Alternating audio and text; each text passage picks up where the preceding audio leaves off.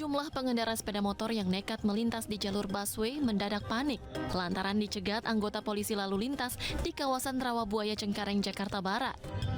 Saking paniknya, gegara terjebak di belakang bus Transjakarta, seorang pemotor nekat mengangkat kendaraannya agar bisa menyeberangi separator busway agar terhindar dari razia.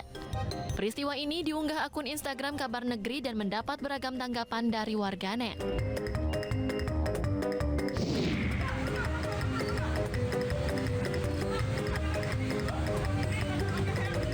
Kesal terjebak kemacetan lalu lintas, seorang emak-emak ini turun ke jalan untuk membantu mengurai kemacetan.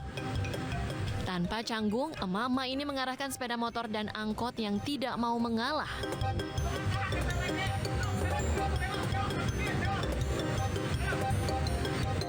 Dalam rekaman yang diunggah akun Instagram Kabar Negeri, sosok emak-emak ini seolah menjadi penyelamat karena instruksinya diikuti para pengendara dan mendapat apresiasi dari warganet.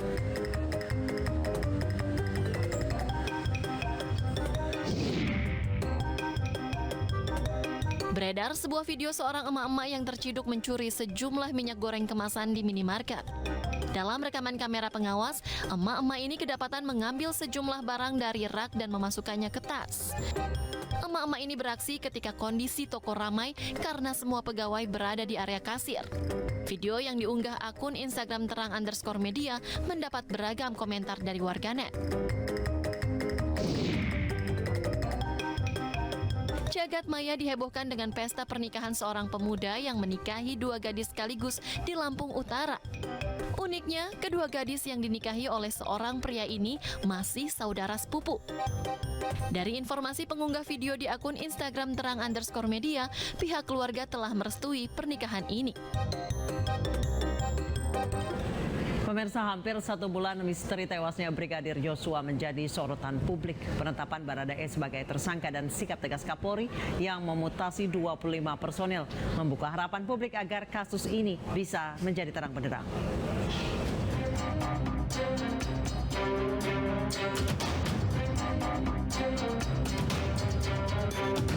Hampir genap sebulan upaya kepolisian dan Komnas HAM mengungkap tabir kematian Brigadir Joshua Huta Barat terus berjalan. Kasus yang menyedot perhatian publik ini membuat Presiden Jokowi meminta Kapolri, Jenderal Listio Sigit Prabowo, untuk bekerja cepat dan transparan. Tim khusus bentukan Kapolri, Jenderal Listio Sigit Prabowo, bahkan melakukan sejumlah langkah, termasuk melibatkan LPSK untuk mengungkap kasus ini. Pergerakan Polri melalui Bareskrim yang menarik kembali kasus tewasnya Brigadir Joshua dari Polda Metro Jaya membuahkan hasil. Setelah memeriksa 43 saksi, Bareskrim Polri akhirnya menetapkan Barada Eliezer menjadi tersangka tewasnya Brigadir Joshua. Barada Eliezer dijerat pasal pembunuhan, persekongkolan, dan turut serta atas kematian Brigadir Joshua. Menurut polisi, penetapan tersangka Baradae adalah tindak lanjut dari laporan yang dilayangkan tim kuasa hukum keluarga Brigadir Joshua. Polisi menjerat Baradae dengan pasal 338, junto pasal 55 dan pasal 56 KUHP tentang pembunuhan. Baradae terancam hukuman 15 tahun penjara.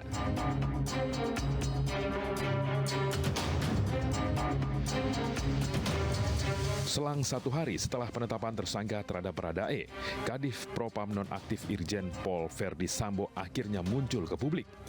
Ia datang ke Bareskrim Polri untuk diperiksa terkait kasus baku tembak Brigadir Joshua dengan Barada Eliezer. 7 jam Sambo diperiksa Bareskrim. Ia mengaku sudah menjawab semua pertanyaan yang diajukan penyidik. Tidak hanya memeriksa Verdi Sambo dan menetapkan Baradae sebagai tersangka, tim khusus polisi juga memeriksa 25 anggota Polri yang diduga melanggar etika terkait kasus tersebut. Tim Irsus yang dipimpin oleh Irwasum telah memeriksa sampai saat ini 25 personel dan proses masih terus berjalan, di mana 25 personil ini kita periksa terkait dengan ketidakprofesionalan dalam penanganan TKP dan juga beberapa hal yang kita anggap bahwa itu membuat proses olah TKP dan juga hambatan-hambatan dalam hal penanganan. Selain dimutasi, kini 25 personel tersebut akan diperiksa terkait dengan tanggung jawab dan keseriusan mereka dalam menangani kasus kematian Brigadir J. Dengan adanya perkembangan kasus ini, kepolisian pun seolah membuktikan serius dalam mengungkap kasus kematian Brigadir Joshua ke publik.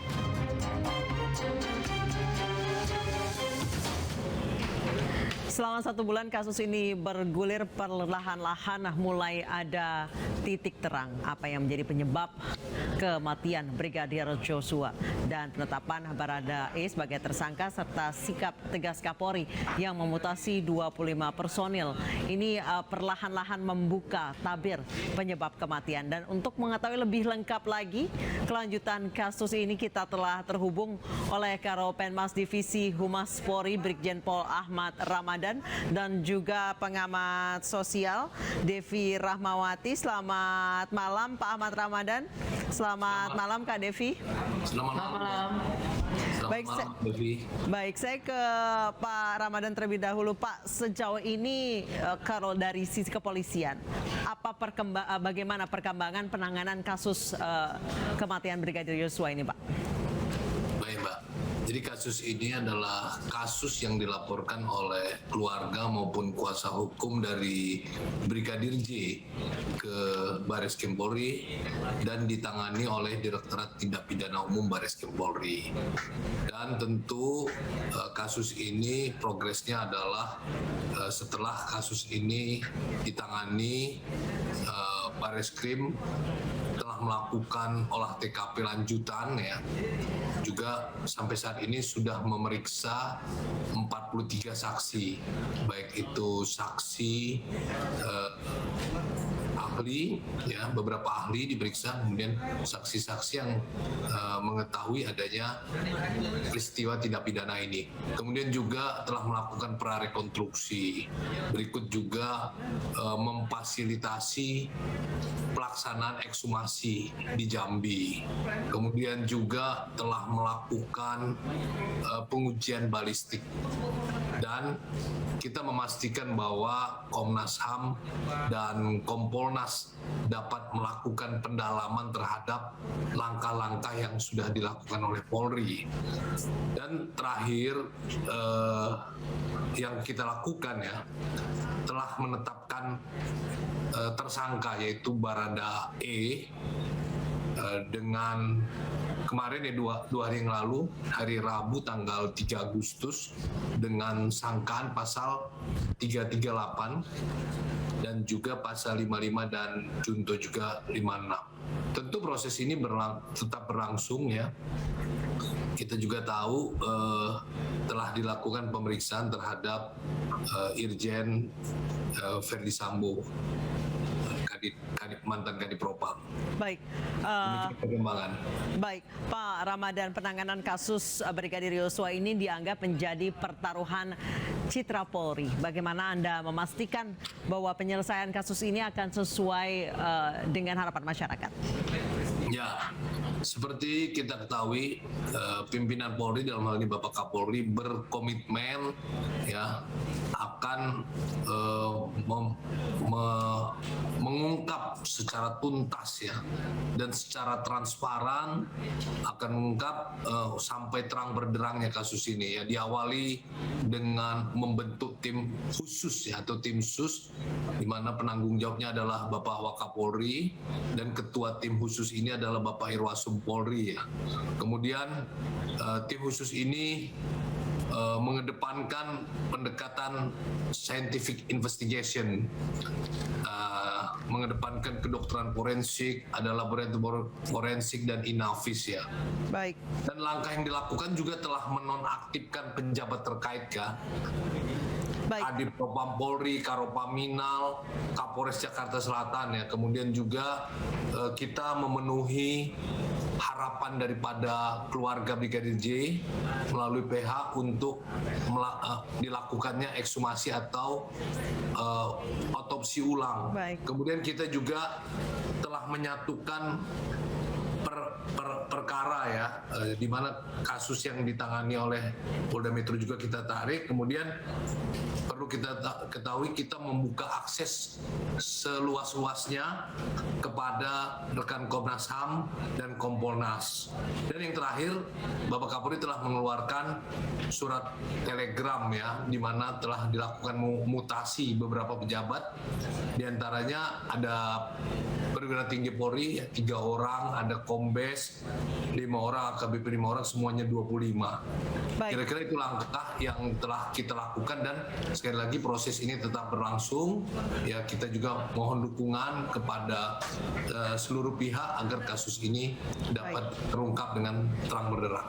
Baik, saya ke Kak Devi. Kak Devi, mengapa banyak sekali isu-isu yang bergulir dan dugaan yang belum berdasar sebenarnya atau belum berdasarkan fakta kemudian terkait kasus Brigadir Joshua ini beredar di masyarakat, terutama di media sosial?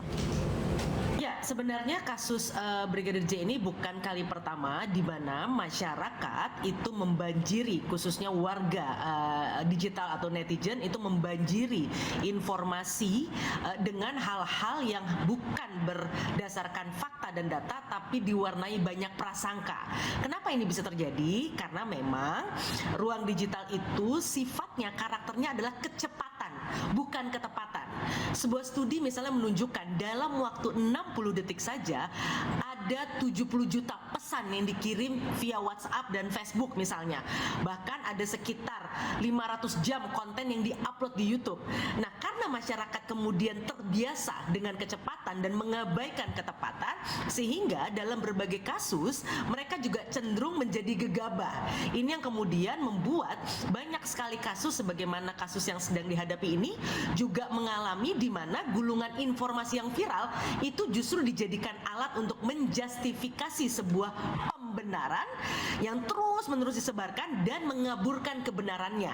Karena kalau kita bicara scientific investigation atau penyelidikan yang berbasis akademik yang kuat, itu pasti membutuhkan waktu yang tidak cepat. Ya. Ini yang kemudian membuat masyarakat kemudian buru-buru mengambil kesimpulan, dan memang karakter di ruang media sosial itu sayangnya yang sangat cepat menular adalah berita negatif. Meskipun jumlah konten positif yang diproduksi menurut studi-studi jauh lebih banyak, tapi sayangnya konten positif tidak menular. Baik, saya kembali ke Pak Ahmad Ramadan. Pak Ahmad Ramadan, mengapa hingga ini salah satu pertanyaan yang banyak mencuat di masyarakat, mengapa hingga saat ini cuma Baradae, Pak, yang baru ditetapkan sebagai tersangka? Penetapan tersangka Baradae yaitu berangkat dari teori pembuktian segitiga yang meliputi antara pelaku, korban, dan kejahatan. Dan ketiganya saling berinteraksi pada suatu peristiwa di TKP. Nah, dengan berkembangnya informasi, ada 2 laporan ya atas peristiwa yang sama dari kedua pihak, maka Polri menggunakan metode scientific investigation yang menggunakan prinsip kehati-hatian dan kecermatan seperti yang Mbak Devi bilang ya. Kita bukan mau cepat, tetapi ketika nanti kita salah ya, tetapi kita tidak boleh juga mengabaikan kecermatan dan kehati-hatian ya. Proses scientific investigation ini merupakan metode ilmiah yang memiliki konsekuensi yuridis dan konsekuensi keilmuan. Proses ini tentu memiliki standar waktu ya untuk mendapatkan hasil yang objektif guna menentukan peristiwa pidana tersebut, untuk menentukan nanti siapa para pelakunya. Dan kasus ini tentu ada kendala-kendala ya, seperti kita tahu disampaikan oleh Pak Kapolri bahwa kita telah katakanlah menonaktifkan beberapa personil Polri yang terlibat untuk tidak profesional ya, juga menghalang-halangi. Ini merupakan kendala yang ada di dalam penyidikan ini. Namun tentu kasus ini tetap berjalan ya. Baik. Proses scientific investigation ini dilakukan secara profesional, namun tidak mengabaikan transparansi dan keadilan. Tetap kita lakukan. Baik, saya ke Kak Devi. Kak Devi mungkin bisa singkat saja, apa dampak opini terhadap kasus ini yang berada di masyarakat terhadap kepercayaan publik pada institusi Polri sendiri? Ya, yang pasti akan berbahaya adalah ini akan muncul praktek yang dinamakan cancel culture gitu ya. Upaya pemboikotan bukan hanya pada individu tapi juga pada institusi yang sayangnya tidak berbasis kebenaran. Ini satu proses yang sekarang juga menjadi diskursus atau diskusi yang sangat tajam di banyak negara karena banyak sekali kemudian orang-orang yang tidak bertanggung jawab mengendarai praktek ini sehingga orang-orang yang tidak bersalah kemudian mendapatkan penghukuman, penghakiman di ruang digital yang jauh dari fakta kebenaran berbasis saintifik maupun hukum. Baik, saya ke Pak Ahmad Ramadan, mungkin boleh singkat Bapak harapannya terkait penanganan kasus ini. Berarti ini adalah salah satu janji kepolisian untuk membuat kasus ini menjadi terang benderang ya Pak ya? Ya, harapannya adalah penanganan kasus ini akan mewujudkan rasa keadilan ya. Tentu keadilan itu penting di masyarakat. Jangan sampai ada yang dia tidak salah tapi dianggap bersalah. Jadi kita harus adil dalam penanganan kasus ini. Kemudian kita juga berharap masyarakat bisa bersabar menunggu proses ini sampai tuntas. Ya, janji kami, janji Polri bahwa kasus ini akan kita ungkap secara terang benderang. Siapapun pelakunya pasti akan ditindak sesuai dengan proses perundang-undangan hukum yang berlaku. Kemudian kita meminta juga media turut memberikan edukasi dan juga memberikan informasi secara objektif dan seimbang. Itu harapan dari kami juga. Baik, terima kasih Pak Brigjen Pol Ahmad Ramadan, Karopen Mas Divisi Humas Polri, dan Kak Devi Ramawati, pengamat sosial, telah bergabung bersama kami di iNewsroom. Selamat malam.